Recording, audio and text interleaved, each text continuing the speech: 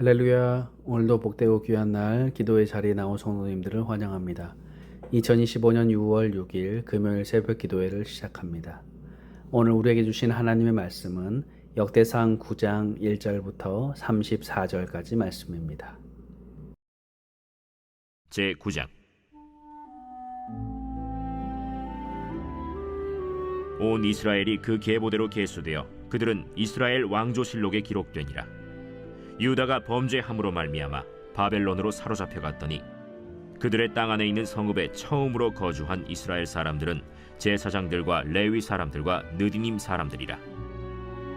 유다 자손과 베냐민 자손과 에브라임과 므낫세 자손 중에서 예루살렘에 거주한 자는 유다의 아들 베레스 자손 중에 우대이니 그는 암미후세 아들이요 오므리의 손자요 이므리의 증손이요 바니의 현손이며 실로 사람 중에서는 맏아들 아사야와 그의 아들들이요 세라 자손 중에서는 여우엘과 그 형제 690명이요 베냐민 자손 중에서는 하스누아의 증손 호다위아의 손자 무술람의 아들 살루요 여로함의 아들 이브느야와 미그리의 손자 우시의 아들 엘라요 이브니야의 증손 르우엘의 손자 스바디아의 아들 무술람이요 또 그의 형제들이라. 그들의 계보대로 계수하면 956명이니 다 종족의 가문의 우두머리들이더라.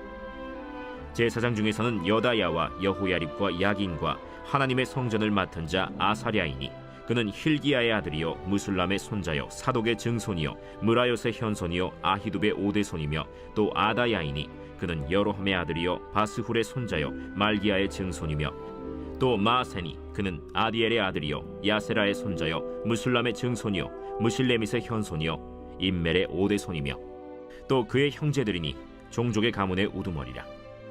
하나님의 성전의 임무를 수행할 힘있는 자는 모두 1760명이더라. 레위 사람 중에서는 무라리 자손 스마야이니 그는 하수베의 아들이요 아스리감의 손자요 하사베아의 증손이며 또 박박갈과 헤레스와 갈랄과 마따냐이니 그는 미가의 아들이요 시그리의 손자요 아삽의 증손이며 또 오바디아이니 그는 스마야의 아들이요 갈랄의 손자요 여두둔의 증손이며 또 베레기아이니 그는 아사의 아들이요 엘가나의 손자라. 느도바 사람의 마을에 거주하였더라. 문지기는 살룸과 악국과 달몬과 아히만과 그의 형제들이니 살룸은 그 우두머리라. 이 사람들은 전에 왕의 문 동쪽 곧 레위 자손의 진영의 문지기이며 고라의 증손 에비아삽의 손자 고레의 아들 살룸과 그의 종족 형제 곧 고라의 자손이 수종드는 일을 맡아 성막 문들을 지켰으니 그들의 조상들도 여호와의 진영을 맡고 출입문을 지켰으며 여호와께서 함께 하신 엘르아살의 아들 비느하스가 옛적에 그의 무리를 거느렸고 무셀레미아의 아들 스가랴는 회막 문지기가 되었더라. 택함을 입어 문지기 된 자가 모두 212명이니 이는 그들의 마을에서 그들의 계보대로 계수된 자요 다윗과 선견자 사무엘이 전에 세워서 이 직분을 맡긴 자라. 그들과 그들의 자손이 그 순찰을 좇아 여호와의 성전 곧 성막 문을 지켰는데 이 문지기가 동서남북 사방에 섰고 그들의 마을에 있는 형제들은 이레마다 와서 그들과 함께 있으니 이는 문지기의 우두머리 된 레위 사람 넷이 중요한 직분을 맡아 하나님의 성전 모든 방과 곳간을 지켰음이라. 그들은 하나님의 성전을 맡은 직분이 있으므로 성전 주위에서 밤을 지내며 아침마다 문을 여는 책임이 그들에게 있었더라. 그 중에 어떤 자는 섬기는 데 쓰는 기구를 맡아서 그 수효대로 들여가고 수효대로 내오며 또 어떤 자는 성소의 기구와 모든 그릇과 고운 가루와 포도주와 기름과 유향과 향품을 맡았으며 또 제사장의 아들 중에 어떤 자는 향품으로 향기름을 만들었으며 고라 자손 살룸의 맏아들 mat디디아라 하는 레위 사람은 전병을 굽는 일을 맡았으며 또 그의 형제 그핫 자손 중에 어떤 자는 진설하는 떡을 맡아 안식일마다 준비하였더라. 또 찬송하는 자가 있으니 곧 레위 우두머리라. 그들은 골방에 거주하면서 주야로 자기 직분에 전념하므로 다른 일은 하지 아니하였더라. 그들은 다 레위 가문의 우두머리이며 그들의 족보의 우두머리로서 예루살렘에 거주하였더라. 오늘은 역대기의 마지막 족보를 살펴봅니다. 다시 말씀드리면 역대기의 1장에서 3장은 다윗 왕조를 통한 하나님 언약이 성취되었음을 보여주고 있는 족보입니다. 그리고 4장에서 8장은 12지파의 족보를 정리하면서 유다와 베냐민 그리고 레위 지파의 족보를 강조하고 있습니다. 이것을 통해서 하나님의 언약이 남유다에 의해서 계승되었고 참 성전과 제사가 회복될 것임을 의미하고 있습니다. 그리고 오늘 본문 9장은 포로에서 귀환한 백성들의 족보를 말해주고 있습니다. 이것은 유다와 베냐민 지파가 주를 이루고 그리고 에브라임과 므낫세 지파의 일부가 있었음을 보여주는 겁니다. 무엇보다도 귀환한 제사장과 레위 지파의 족보를 말해주고 있습니다. 1절에 온 이스라엘이 그 계보대로 계수되어 그들은 이스라엘 왕조실록에 기록되니라. 유다가 범죄함으로 말미암아 바벨론으로 사로잡혀 갔더니.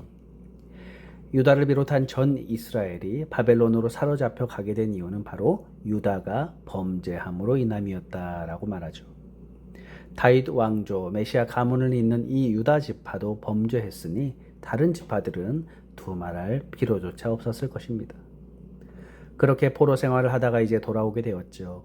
먼저 돌아온 사람들은 일단 예루살렘을 중심으로 삶의 기반을 잡아가기 시작했습니다.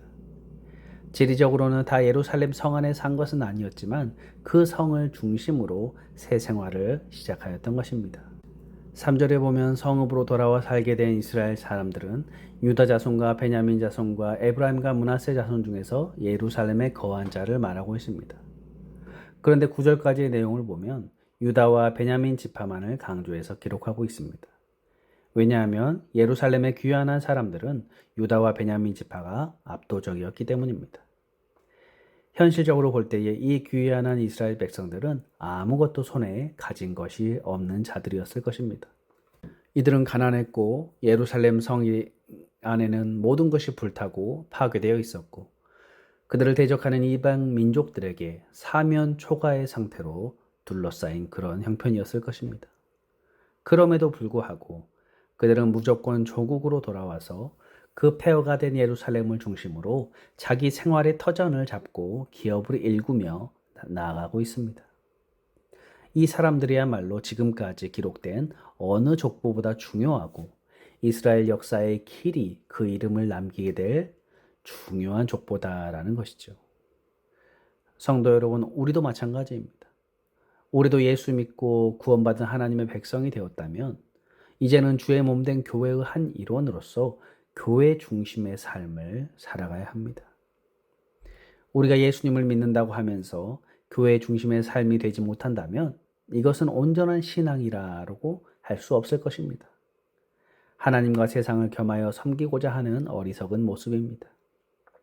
진짜 구원의 감격을 경험한 사람은 절대로 그럴 수 없습니다.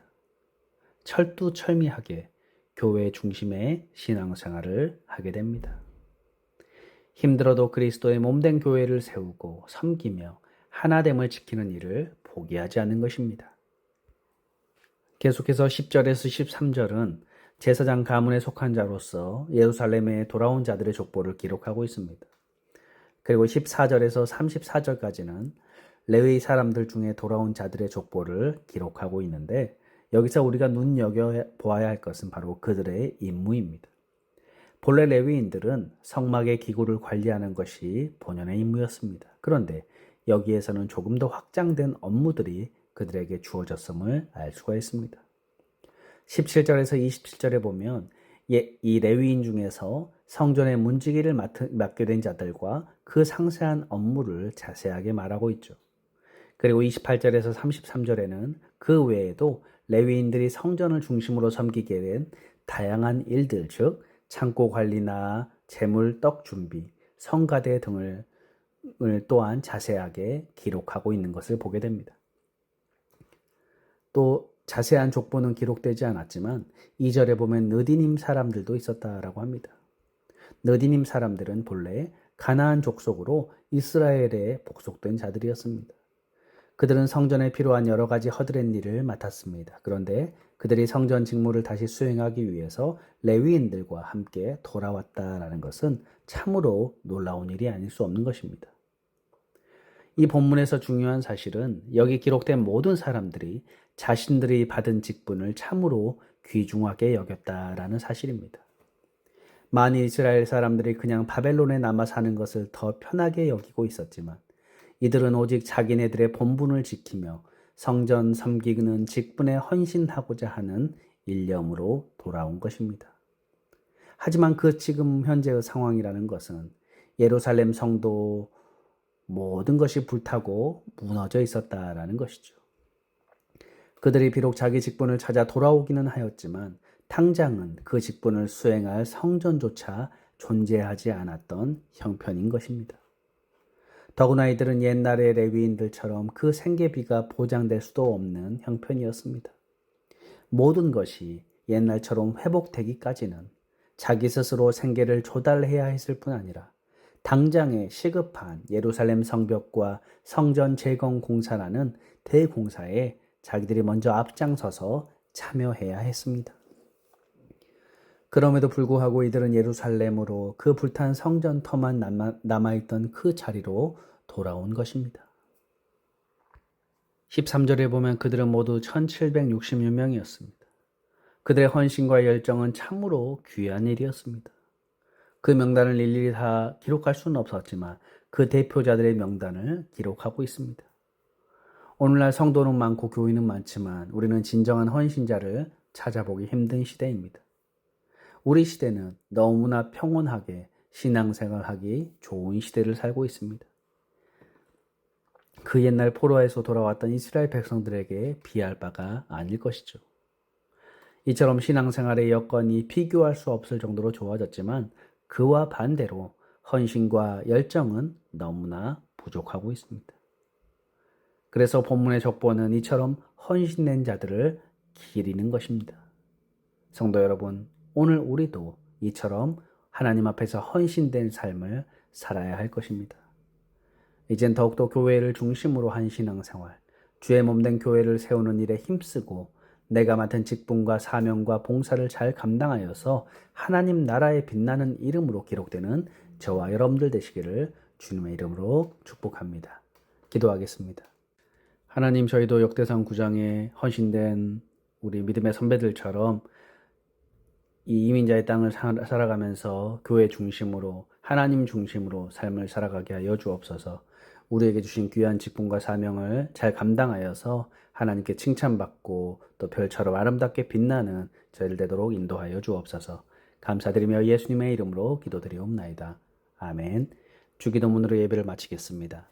하늘에 계신 우리 아버지여, 이름이 거룩히 여김을 받으시오며 나라의 마옵시며 뜻이 하늘에서 이룬 것 같이 땅에서도 이루어지이다. 오늘날 우리에게 일용할 양식을 주옵시고 우리가 우리에게 죄 지은 자를 사하여 준 것 같이 우리 죄를 사하여 주옵시고 우리를 시험에 들게 마옵시고 다만 악에서 구하옵소서.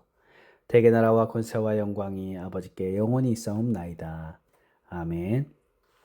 함께 이 시간 기도하는 시간을 갖겠습니다. 먼저 말씀을 생각하면서 하나님, 저희들도 우리 믿음의 선배들처럼 이 이민자의 땅에서 더욱더 우리 갈보리 교회를 사랑하고 내가 교회가 되어서 또 하나님 중심, 또 교회 중심, 또 신앙 중심으로 우리의 삶이 그렇게 재편되어질 수 있도록 기도하시고, 특별히 우리 교회와 우리 예배와 또 우리 교우들과 우리 자녀들 또 주변의 이웃들을 위해서 함께 이 시간 기도하겠습니다.